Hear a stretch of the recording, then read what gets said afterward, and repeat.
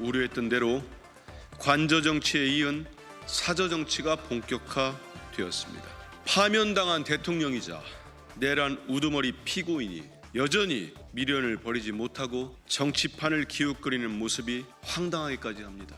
내란을 일으킨 윤석열 1호 당원을 출당 제명하지 않고 감싸고 돌고 있는 국민의힘의 책임도 막중합니다. 지금이라도 국민의힘은 윤석열과 절연하십시오. 이 사진이 촉발한 논란이 오늘도 이어졌습니다. 김계리, 배희철 변호사가 윤석열 전 대통령과 함께 환하게 웃고 있는 모습인데요. 윤석열 신당인 윤어게인을 창당하려다가 보류한 직후에 찍은 걸로 보입니다.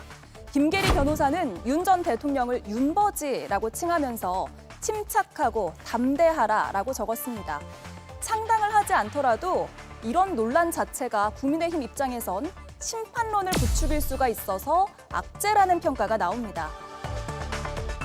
만약에 창당이 된다고 가정을 하더라도 그러면 그게 대선에 개입한다는 뜻인데 그렇게 되면은 오히려 보수가 분열이 돼서 확실하게 패배하고 국민들 공감을 얻을 수 없을 겁니다. 이런 와중에 전광훈 씨도 국민의힘을 공격하며 대선 출마를 시사했습니다. 나는 대통령으로 출마한다 이거야. 차라리 내가 이재명을 당선시키면 시켰지. 국민의힘 정당 8명 니들은 절대로 당선 안 시킨다. 대통령이 탄핵되며 불리한 환경에서 시작된 대선 국면인데 분열의 악재가 점점 더 쌓여가고 있다는 토로가 나옵니다. 예, 탄핵 심판 정국에서 윤버지라는 표현이 많이 등장을 했었는데 다시 한번 뜨거워지고 있습니다. 윤석열 아버지의 줄임말이죠. 윤버지. 일부 지지층이 썼던 표현인데 이 표현을 김계리 변호사가 자신의 페이스북에 사진과 함께 올렸습니다. 내 손으로 뽑은 나의 첫 대통령, 윤버지, be calm and strong 이라고 적었습니다. 왜 저럴까요? 개몽돼서 그런 거 아니겠습니까?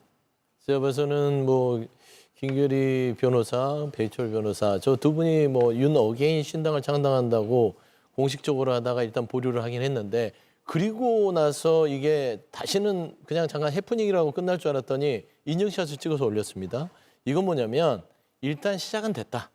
그리고 우리는 언제든지 출격할 준비가 됐다. 이런 거예요. 근데 국민의힘 입장에서는 정말 속이 터질 지경일 겁니다. 잊고 싶을 텐데 이게 정말 무슨 거머리처럼 떨어져 나가지 않는 거예요. 윤 어게인, 윤버지. 예. 이게 계속해서 국민의힘에 달라붙어서 내란의 행위로 파면당한 윤석열 전 대통령을 출당과 제명도 하지 않는 국민의힘 그리고 윤어게인, 윤버지 이런 사람들이 계속해서 돌고 있다면 거기에 정광훈 씨까지 나서서 저렇게 대선 출마까지 얘기하고 있으면 국민의힘의 공당의 수준이 어디까지 떨어지겠습니까? 저는 그런 의미에서는 확실하게 이번에 국민의힘의 대선을 망치는 사람은 윤버지를 중심으로 한 윤어게인 신당 창당 세력일 가능성이 매우 높다. 예. 저는 그렇게 좀 보이고요. 실현 가능성 없다고도 하는데요. 저는 이제 시작이다. 그렇게 보입니다. 이제 시작이라고요? 네. 실현 가능성이 있다고 보세요? 저는 매우 상당히 높다고 보는데요. 다만 대한민국의 이 법률의 어떤 기준점에서는 윤 어게인 정당을 창당하려고 해도 정당 허가는 나오지는 않을 것 같아요. 있는 정당도 윤 어게인 같은 기치를 내건다면 해산을 해야 마땅하기 때문에 저는 윤 어게인 당이 정당 허가를 득하기에는 쉽지 않겠으나 최소한 대선 기간 내에 윤 어게인 당은 창당의 움직임을 보일 것이다. 저는 그렇게 보입니다. 예. 안철수 후보가 대선 전국에서 어떤 영향력을 주려는 행보로 해석을 하는 것 같아요. 앞서 발언을 들어보면. 그리고 국민의힘에는 굉장히 악재인 것으로 판단하고 있는데 당 내에서도 그렇게 보고 있나요? 저는 오히려 반대로 보는데요. 반대로요. 네, 저는 윤어겐도 창당이 됐으면 좋겠고요. 정광훈 목사도 출마했으면 좋겠어요. 왜냐하면은 그것이야말로 우리가 확실하게 선을 그을 수 있는 아주 좋은 계기라고 생각을 합니다. 예. 일단은 창당을 하게 되면은요, 그 창당을 하게 돼서 정당이 생기면 그 정당의 힘이 어디서 오겠습니까? 국회의원이 있느냐 없느냐잖아요. 제가 봤을 때 우리 국민의힘인 국회의원들 중에서 윤핵인 정당에 갈 사람 한 분도 없어요.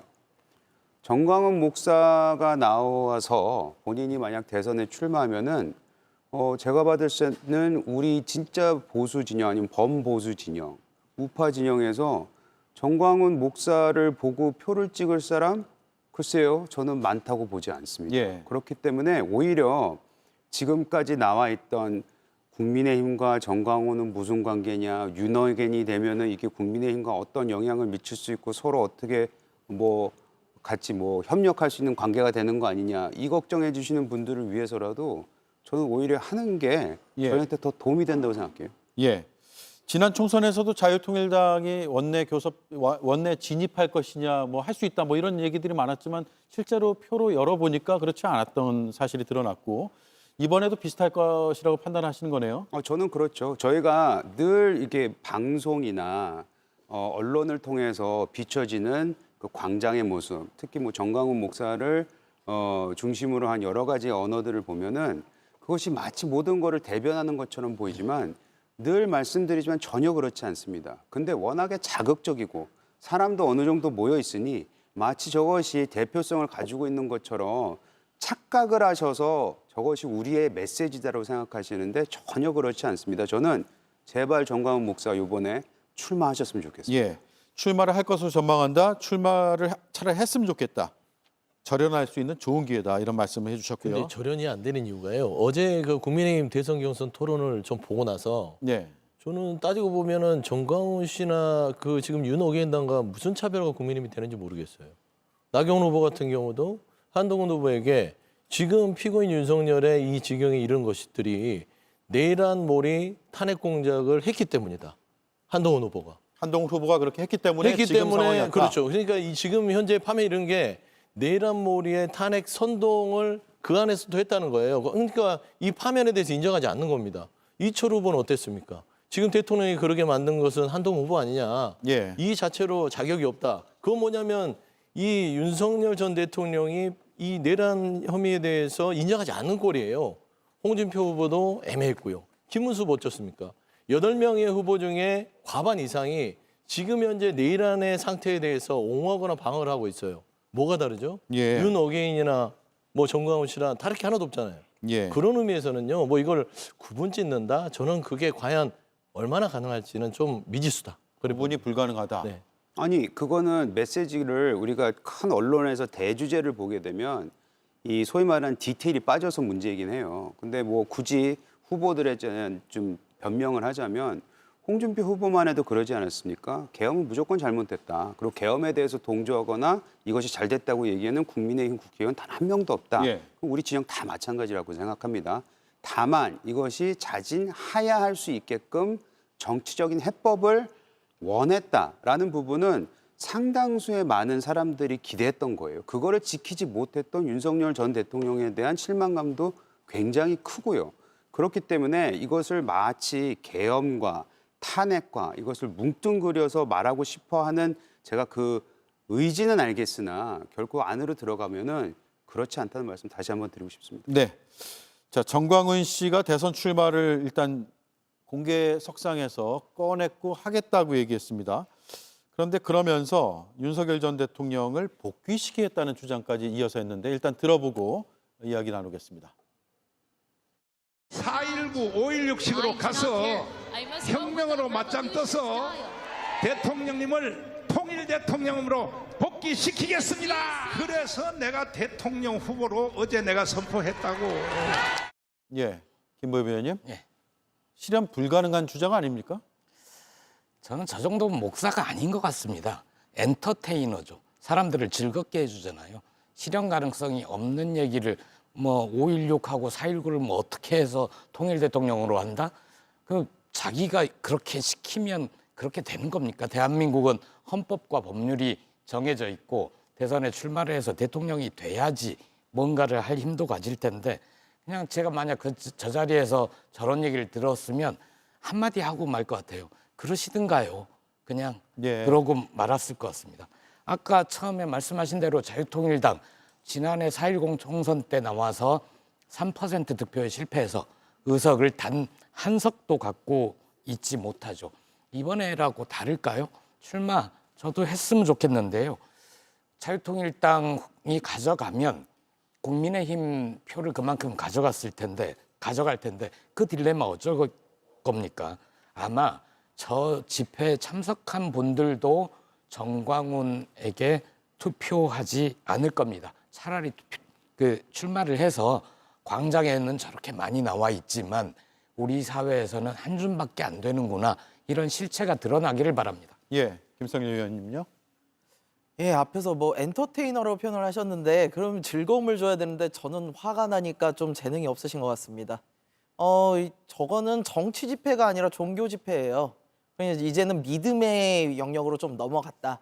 그냥 그렇게 되었으면 좋겠다라는 바람의 수준의 이제 이야기죠. 우리나라는 단임제입니다. 대통령이라는 게 한 번 했으면 다시는 못하게 되어 있어요. 헌법 사항입니다. 헌법을 개정해야 되는 이야기예요. 근데 지금 윤 전 대통령 본인 말대로 3년을 하건 5년을 했건 대통령을 했습니다. 했는데 지금 헌법도 안 고치고 어떻게 대통령을 다시 나가겠다는 겁니까? 처음부터 말이 안 돼요. 그리고 내란 지금 혐의 받고 있지 않습니까? 앞에서 잠깐 얘기했습니다만 만약에 유죄될 경우에는 아예 햇빛을 못 보실 수도 있어요. 근데 그런 상황에서 어떻게 지금 나오겠다는 건지, 그러니까 이런 사실적인 부분도 그렇거니와 지금 윤석열 전 대통령의 혐의가 뭡니까? 우리 앞서 뭐 전 대통령들이 탄핵을 당한 경우도 있고 뭐 감옥을 간 경우도 있었습니다만 이번 건 차원이 다릅니다. 뇌물이나 국정농단이나 어떻게 보면 그것도 굉장히 심각한 범죄였는데 지금 나오는 윤석열 전 대통령의 범죄는요, 유혈 사태까지 벌어질 수 있었던 정말 민주주의 근간을 흔드는 아주 심각한 범죄입니다. 근데 그런 범죄를 저질러 놓고 다시 대통령을 하겠다고요? 글쎄요, 저는 이해가 가지 않는 말입니다. 좀 한마디만 드릴게요. 네. 예, 그 종교 집회 같아 보이긴 맞죠. 왜냐하면 목사니까요. 근데 그것이 목사이고 또 저기 나온 분들이 어떤 교회 소속이라고 해서 기독교 전체를 혹여라도 그렇게 비춰지는 거는 아니라고 봐요. 예. 그래서 그것만큼은 우리가 확실하게 구분을 해줘야 된다는 생각이 좀 듭니다. 네. 저도 그렇게 말씀드린 건 아닙니다. 네, 예. 알았기 때문에. 근데 종교 말씀드린 거예요. 집회가 조금 좀 맞다고 봐야 되는 게 헌금을 걷잖아요, 집회에서. 뭐 헌금을 걷는다는 건 종교적인 의식이 있다는 거예요. 그렇기 때문에 종교 집회를 악용해서 본인의 사적 이득을 취하는 게 아니냐, 그런 비판들을 받을 수 있거든요, 정광훈 씨가. 저는 이런 부분들은 뭐 법률적인 책임도 물어야겠으나 저는 종교계 내에서도 정광훈 씨라는 분을 목사라고 지칭하면서 이런 행위를 하는 거를 계속 방치해야 되느냐는 부분에 있어서도 한 번쯤 종교계 내에서의 정화작용도 필요하지 않냐는 저는 그 주장을 부분은 동의하고요. 네. 사이비 종교 집단도 다 헌금 걷거든요. 그렇기 때문에 헌금 걷는 거에 대해서 우리가 그걸 불법이라고 얘기할 수는 없을 것 같고, 예. 기독교 내에서 정광훈 목사님 같은 분을 님까지 붙여서 말씀드리는데 뭐 절연해야 되거나 뭐 확실하게 선을 그어주는 것도 좀 필요한 행위라고 생각합니다. 예. 개신교계에서 탄핵 심판 과정에서 굉장히 윤석열 전 대통령의 그 비상계엄 행위라든가 그 이후에 벌어진 일들에 대해서 비판적인 목소리도 꽤 많이 나왔고, 또 정광훈 씨에 대해서 교계에서 비판은 상당히 어제 오늘 일이 아니고 계속 나왔던 문제이기 때문에 전체 문제로 혹시라도 오해할 소지가 있을까 봐 말씀하신 것일 맞습니다. 거고, 특정 종파 혹은 특정 교회의 문제로 우리가 생각을 하면 되지 않을까 싶습니다. 윤 어게인 움직임, 또 정광훈 씨의 출마 선언에 대해서 국민의힘의 공식적인 입장을 다시 한번 들어보겠습니다. 신동욱 대변인이 이렇게 발언을 했습니다. 그분들이 저희 당의 분들이 아니잖아요. 물론 윤석열 대통령은 저희 당원이지만 당 밖에서 일어나는 일들, 저희 당 차원에서 아직은 뭐 적극적으로 의견을 내거나 이럴 단계는 아닌 걸로 보고 있습니다. 정광훈 목사 출마 선언하고 당 입장이 아예 없으신 분이세요? 저희가 뭐 출마를 하라 말아라 할 수는 없는 것이고, 지금 당 밖의 사정에 대해서 이러쿵저러쿵 할 여유는 없습니다. 예. 내일이면 경선에서 4명 후보로 추려지게 되죠. 네. 예. 어떻게 전망하십니까? 이런 바깥에서 움직임은 별로 크게 보진 않으시는 것 같아요. 국민의힘 내에서는. 보고 있겠죠. 왜냐하면 이런 일들이 전반적으로 경선 흥행에 약간 악영향은 미치지 않았습니까? 예. 왜냐하면은 지면이라든지 뉴스나 이런 것들에 대해서 솔직히 말해서 시간이 줄었으니까요. 시선이 분산된 측면이 있죠. 그런 부분이 분명히 있습니다. 다행히도 민주당은 뭐 너무나도 재미없기 때문에 그런 부분에 있어서 상대적으로 괜찮은 것 같긴 한데 뭐 어찌됐든 간에 내일 이제 4명으로 추려질 텐데 3강이 지금 보이죠. 김문수 후보랑 홍준표 후보랑 그다음에 한동훈 후보. 나머지 뭐 5분에 대한테는 좀 죄송하지만 그리고 나서 4번째가 누가 되느냐 그게 완전 포인트인 것 같아요. 많은 분들이 얘기하시는데 뭐 나경원 전 대표냐 아니면 안철수 후보냐 이 두 분이 지금 치열하게 지금 싸우고 있다. 거기에 관전 포인트가 있는 것 같습니다. 예. 그런 분석과 해석은 거의 정통한 분석인 것 같아요. 여의도에서는 3위까지 들 후보들은 거의 대략적으로 다 정리가 된 것 같고, 물론 지금도 이제 뭐 투표를 좀 더 해봐야겠지만 지금 여론의 흐름이, 그리고 마지막 4등의 자리가 나경원 혹은 안철수 두 후보 중에서 누가 될 것이냐, 그게 관전 포인트가 될 것 같고, 향후의 경선 구도도 꽤 많이 좌우할 것 같습니다. 한덕수 권한대행 얘기를 오늘 시간이 안 돼요, 안 할까 했는데 시간이 좀 여유가 있으니까 좀 이어가도록 하죠. 네. 노코멘트, 파이낸셜 타임스와의 인터뷰에서 노코멘트, 그리고 아직 결정을 내리지 않았다. 전략적 모호성이라고 봐야 될까요? 어떻습니까? 제가 봐서는 노코멘트라는 말은 아니다는 아니잖아요. 예. 그러니까 내 가슴속에 출발 선언문이 있는데 보여줄 수는 없다. 근데 그 시기를 알려줄 수 없다. 이렇게 읽는 게 맞는 것 같습니다. 예. 지금 현재 권한대행이 정말 이 어수선한 내란 사태의 중심에서 최소한 조기 대선의 기간 동안은 잘 관리하고, 그다음에 최소한의 국정에 대한 명맥을 유지하는 역할을 해야 됨에도 불구하고 계속해서 출마설이 오르락내리락 하면 상식적으로 권한대행이 뭡니까? 고위공직자의 최고 아니에요.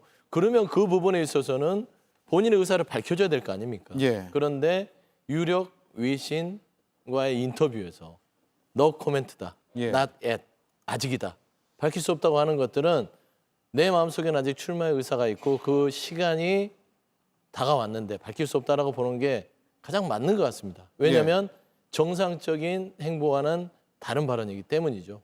제가 앞서 얘기했듯이 국민의 경선, 대선 경선이 뭐 흥미롭다, 재밌다, 뭐 치열하게 정리될 것이다, 뭐 민주당과 비교를 하지만 사실상 한덕수 권한대행의 차출론에 다 묻혀서 무슨 예비 경선, 지역 예비 경선 하는 것 같아요. 그래서 저는 한덕수 대행의 차출론, 밝히지 않는 부분들은 결국에는 계속해서 국민의힘의 대선 경선에 악영향을 끼치고 있다.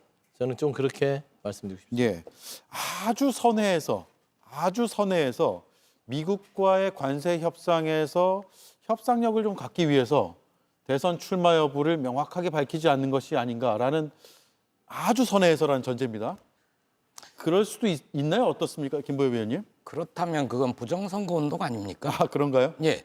출마를 안 하는데 미국과의 협상력을 위해서. 레버리지로 삼아서 예. 협상력을 위해서. 근데 그것도 정답은 정해져 있습니다. 40여일 뒤에는 대한민국의 새로운 정부가 선다.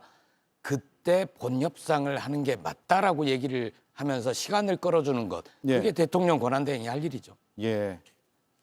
5월 4일 날 뭐 그만두고 출마 선언하고 후보 등록할지 말지만 보면 되겠네요. 일단. 그렇죠. 얼마 안 남았어요. 근데 예. 그 레버리지로 사용할 수도 있다고 저는 봐요. 왜냐하면 예. 이게 관세가 90일 유예가 됐잖아요. 근데 그 얼마 지나서 이제 80여일 정도 남았단 말이죠. 다음 대통령 들어오는데 또 다른 50여일이 지납니다. 예. 그러면 그거 끝나고 다음 대통령이 들어오면은 협상할 수 있는 기회가 30일밖에 안 돼요. 예. 그 전에 뭔가를 확실하게 조금이라도 우리한테 유리하게 하기 위해서 레버리지로 활용한다면은 저는 그건 나쁜 전략 같아 보이진 않습니다. 예. 제가 한마디 보태면 외신을 확인하는 기자들하고 계속 소통을 하는데 트럼프 대통령의 흐름들을 계속 실시간으로 확인하면 조금 잔인한 말일 수는 있으나 지금 트럼프 행정부는요, 대한민국에 대해서 별로 그렇게 별로 생각이 없어요. 권한이 없다고 판단한다는 그러고 얘기도 있죠. 있답니다. 예. 그렇기 때문에 지금 그 트럼프 행정부는 중국과 일본의 협상이 우선이고 대한민국은 정상화 이후에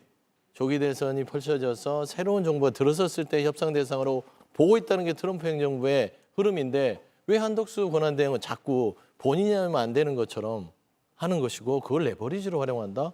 왜 떡 줄 사람은 생각도 하는데 혼자서 예. 그렇게 하는지 그거는 조금 본인의 대선 출마용의 액션이다 그래요. 예, 마지막으로 개혁신당에서 어떻게 보는지도 궁금한데요. 한 말씀 하시겠어요? 아니면 노 예. 코멘트 하시겠어요? 저는 의견이 있으니까 하겠습니다. 예.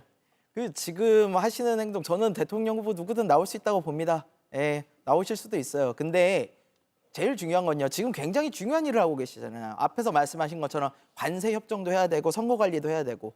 근데 우리가 마음이 콩밭에 가 있으면요. 다 일을 하기가 어렵습니다. 그래서 혹시라도 마음이 콩밭에 가 있지는 않은지 이런 우려들에 대해서 본인이 좀 불식시켜서 관세 협상이나 이런 것도 잘 해오셨으면 좋겠습니다. 예, 알겠습니다. 네 분 말씀 잘 들었고요.